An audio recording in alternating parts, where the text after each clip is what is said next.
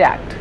Well, for more on that, we are joined by Ranjana Kumari, Director of the Center for Social Research. Thank you for being with us on NETV, ma'am.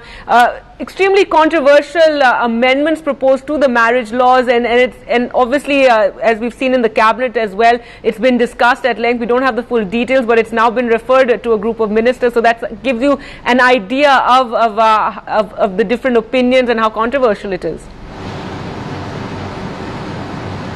Well, Gargi, there is no controversial suggestion that has been made in this amendment, because this has been discussed by the National Commission for Women. It has been discussed in the Ministry of Women and Child, and I think this is a kind of justice which has been denied to women over centuries, and right to property has always been an area where women have been discriminated against, whether it is right to property by parents. I mean, that's where the problem starts, because inherited property, we do have the right of the girls given just a few years back, but acquired property parents are not giving to the girls, and here after marriage she gets nothing from the husband. We do not have a law which is really bringing the right of a woman to matrimonial property.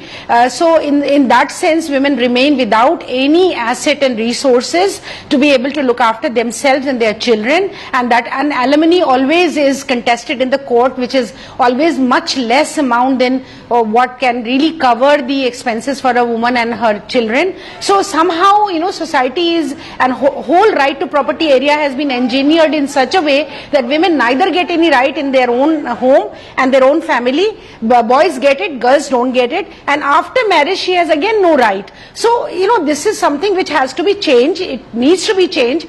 Let there be more discussion, but it has to be given to women. It cannot be that you live with a man for all your life, and when you you know, there is divorce, then you get nothing except that you contest for alimony. And secondly, that also there are many checks and balances which have been proposed. So what is the fear? Why fearing giving women equal right to property, whether at home or in marriage?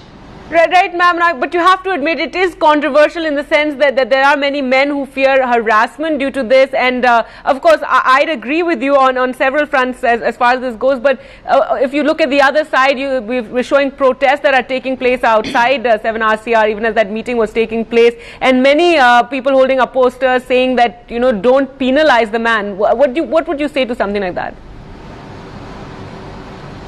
Well, how is man penalized? Let me ask this question. Of course, people have a right to protest, and they are protesting. And I know this is a handful of group of people who are also saying do away with 498A as dowry law. So many protective laws which have come for women. They don't want those laws to be in place. It's the same group. I know about this group, and they have a right to protest. Let them protest. But what is the controversy? I'm asking this question: where does women belong? Does she belong to her family, where she is born and brought up, or does she belong to her parental matrimonial home where she goes and lives rest of her life?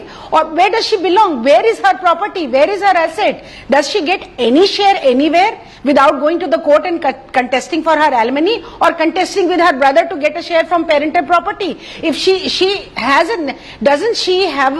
she in a democracy, in a democratic country, a right to her owning the property? If there is no property, there is no dispute. If there is a property given to the boys, given to the men, why can't women have a share, equal and fair share of the property to the women? Why don't we have that? You know, we have widowhood, we have all those concepts which complicate the right to property. Do you know how difficult it is after death of husband to get a property right to a widow? She comes on the third, fourth, seventh steps. After given to the boys, then the boys of the brother's sons, then this one, that one, and then the widow gets a right over the property. What kind of a system is this? How equal can we get?